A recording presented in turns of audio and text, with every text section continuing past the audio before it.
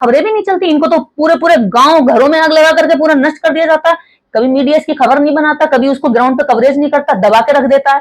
तो देश के अंदर जितना सारा मीडिया है, बड़ा मीडिया है, वो सब काम ब्राह्मणों के लिए ही तो कर रहा है। ब्राह्मण ही सारे उसमें बैठे हुए हैं उच्च पदों पर, इसीलिए वो जाति जनगणना नहीं कराना चाहते, क्योंकि उनका पोल खुल जाएगी, उनका रहस्य खुल जाएगा कि वो किसका हक खा करके बैठे हुए हैं। लेकिन जब आप लोग जाति खत्म करने की बात करते हैं, समानता की बात करते हैं, तो बार बार जाति जनगणना की बात क्यों करते हैं? करेक्ट, इस सवाल में बहुत सारे लोग उलझे हुए हैं। जी। इस भारत के अंदर जातियां कभी खत्म नहीं हो सकती, लेकिन जातिवाद खत्म हो सकता है। अब आप पूछेंगे जाति और जातिवाद में क्या अंतर है?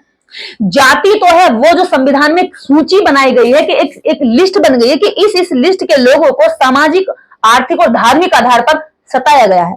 तो ऐसे लोगों को क्या है, संविधान स्पेशल कुछ अधिकार देगा, जिससे कि उनके साथ, जैसे SC/ST एक्ट दिया गया उनको, जैसे रिजर्वेशन दिया गया उनको, इसलिए कि इनको सदियों तक जब पीछे रखा गया तो इनको लाइन में बराबर लाने के लिए इन्हें कुछ अलग से सहारा दिया जाए। वो उनको प्रतिनिधित्व का सहारा दिया गया, वो उनको प्रतिनिधित्व दिया गया उनकी संख्या के हिसाब से।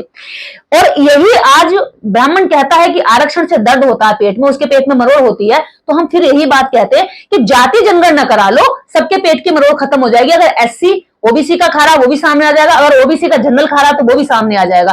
तो जाति जनगणना इस देश के अंदर जो हिस्सेदारी की लड़ाई है उसको क्लियर करेगी, उसको ट्रांसपेरेंसी आएगी, इसलिए जाति जनगणना जरूरी है। उसके बाद अगर कोई किसी के साथ जातिवाद करता है तो फिर देखना कोई कैसे उसके सबक सिखाएगा, क्योंकि सबके पास में अपने अपने अधिकार होंगे, सबके पास में शिक्षा अच्छी होगी, सबके पास में रोजगार होगा, सबके पास में जमीनें होंगी। जिन जमीनों के आधार पर सामंती लोग गरीबों का शोषण करते हैं, वो जमीनें बटेंगी फिर गरीबों में, उनका भी हिस्सा बटेगा।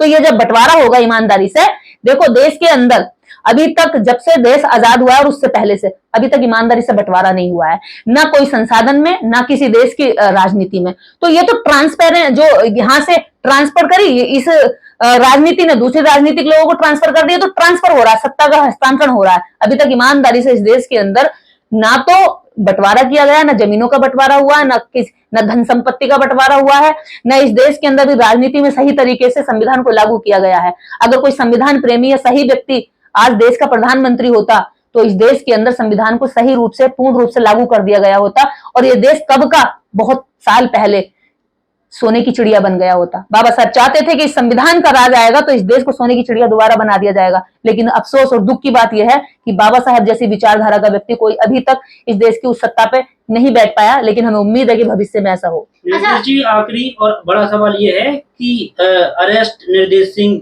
जो ट्रेंड चला है ट्विटर पे, कौन लोग थे वो जो ट्रेंड चला रहे और FIR की? ये वही लोग हैं जिन्होंने बाबा साहब अम्बेडकर को देशद्रोही कहा, ये वही लोग हैं जिन्होंने पेरियार को बदनाम करा, ये वही लोग हैं जिन्होंने इस देश में ज्योतिबा फूले का बहिष्कार कराया, हुक्का पानी बंद कराया, ये वही लोग हैं जिन्होंने सावित्रीबाई फूले के ऊपर कीचड़ फेंका, उनका अपमान किया, उनके ऊपर कूड़ा फेंका और उनके चरित्र का हनन किया। ये वही लोग हैं जो इस देश के अंदर माननीय काशीराम साहब को जगह जगह अपमानित करते थे। ये वही लोग हैं जिन्होंने माता रमाबाई के दर्द और त्याग से मिले संविधान को और बाबा साहब डॉक्टर अम्बेडकर के पूरे जीवन से लगे हुए उस समर्पण और त्याग से बने हुए संविधान को हमेशा ठोकरों पर रखा, हमेशा अपमानित किया, हमेशा उसे खत्म करने, बिगाड़ने और बदलने की बात की।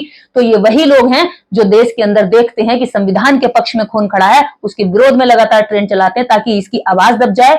इसकी जो पहले दबाया करते थे लाठियों के जोर पर, डंडे के जोर पर, घूसे लातों के जोर पर, मारपीट के जोर पर, निर्देश को घूसे लात नहीं मार सकते, मारपीट नहीं कर सकते, तो निर्देश को जेल का डर दिखा करके दबाना चाहते हैं। लेकिन निर्देश की आवाज दबेगी नहीं, क्योंकि निर्देश तथ्यों के आधार पर बोलती है, वो तथ्य पेश करेंगे और पुलिस के सामने, और कोर्ट में भी आप हमें कौन से कोर्ट में ले जाएंगे, कोर्ट के सामने भी तो तथ्य पेश किए जाएंगे। ये किताबें हमारे हाथ में होंगी और हम ये किताबें दिखाएंगे कि यहाँ लिखा है, इस किताब में लिखा है, मैंने जो लिखा है वो कहीं नया नहीं लिखा है, पहली बार नहीं लिखा है, ये सब इन किताबों से रेफरेंस देकर के हमने लिखा है। तो हम अपराधी नहीं है, अगर कोई अपराधी है तो अपराधी वो है जो इन किताबों को छाप रहा है। भारत सरकार छापती है इसको, बाबा साहेब के जो वॉल्यूम है, इन वॉल्यूम को भारत सरकार छापती है।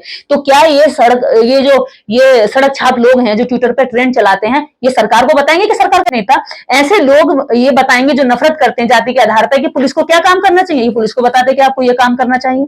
जबरदस्ती लोगों पे FIR का दबाव बनाते हैं, ट्वीट डिलीट करने का दबाव बनाते हैं, साथ ही साथ प्रशासन पर दबाव बनाते हैं, अगजनी करने का, दंगा फैलाने का, शांति व्यवस्था भंग करने का दबाव बना करके पुलिस पे कहते हैं कि आप इनको अरेस्ट करिए।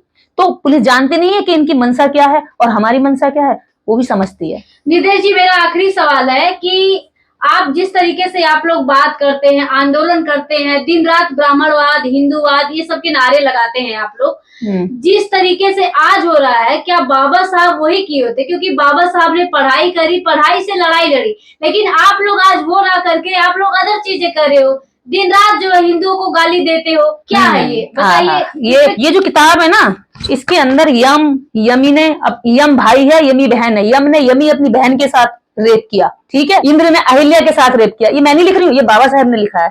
और जो बकवास और फर्जी बातें करते हैं ना कि बाबा साहब ने ऐसा कुछ नहीं लिखा, तो बाबा साहब की पहले किताबें पढ़ लो। और आप जैसे लोग जो ये सवाल कर रहे हैं ना, पहले अगर ये पढ़ी होती ना तो शायद नहीं करते। और हमें जो ये सब कुछ मिला है ना, हमें यहीं से मिला है। अगर हमें ये नॉलेज मिली है, ज्ञान मिला है, बोलने की क्षमता मिली है ना, तो इन्हीं किताबों को पढ़ के मिली है। और जो हम बोलते हैं वो सब बाबा साहब पहले लिख के जा चुके हैं। बाबा साहब, आप पता है आपको कि बाबा साहब यहाँ क्या कहते हैं? बाबा साहब कहते हैं जो इनकी पुरानी रूढ़ियों पे चोट करेगा, जो सुधार की बात करेगा, ये रूढ़िवादी जो पागलों का झुंड है, ये कुत्तों की तरह उन पे टूट पड़ेगा। ये मेरी लाइन नहीं है, ये बाबा साहब डॉक्टर अंबेडकर की लाइन है। ये अभी फोटो खींच के आपको दूंगी, आप इसमें ऐड करना। और ये बाबा साहब की इस किताब की लाइन बोल रही हूँ मैं। तो बाबा साहब का नाम लेकर के इस देश के अंदर जागरूक लोगों को दबाना चाहते हैं। तुम्हें कुछ और नहीं मिला, तुम क्यों देवी देवताओं की शक्तियों से नहीं दबा पाए? तुम अपने श्राप दे के नहीं दबा पाए? अगर तुम में दम है तो श्राप दे के भस्म कर दो ना निर्देश को। क्यों बेकार की आफताफी मचाते हो? संविधान से नफरत करते हो और संविधान के दिए कानून उसका दुरुपयोग करके निर्देश जैसे लोगों को फंसाना चाहते हो। तो ये दोगलापन लंबा समय हो गया।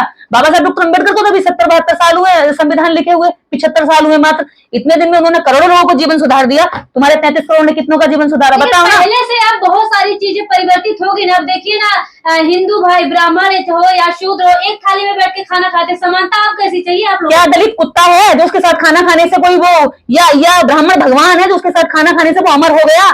क्यों?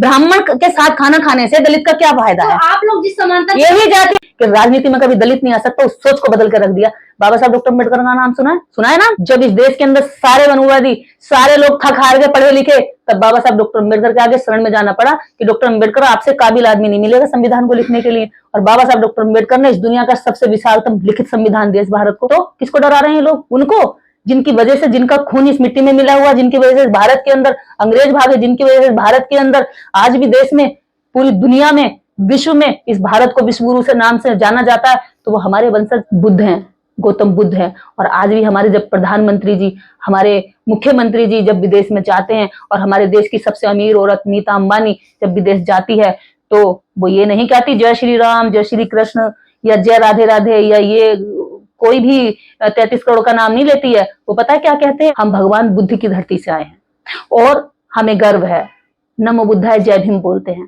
तो फिर काहे का? ये देश के अंदर ही, देश के ऐसे लोगों को जो बेचारे कम शिक्षित हैं, उन लोगों को उल्लू बना सकते हैं, लेकिन सबको नहीं। Thank you.